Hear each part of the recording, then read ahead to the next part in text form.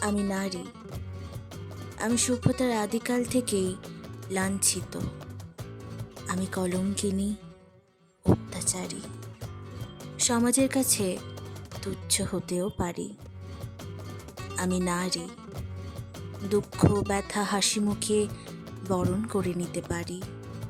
আমি ভালোবাসার স্বার্থে শরীর ত্যাগ করতেও পারি। কঠিন লড়াইয়ে সামিল হয়ে সন্তানের জন্ম দিতে পারি। আমি আজকের নারী। স্বাধীন বিশ্বে ধর্ষণের বলিদান হতে পারি। আমি রূপবতী, দশভুজা।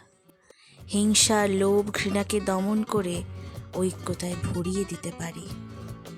হে মানব সমাজ, নারীকে সম্মান করতে শেখো। সকল কিছু সৃষ্টি তুমি, নারীই হলো পৃথিবীর শ্রেষ্ঠ সম্পদ।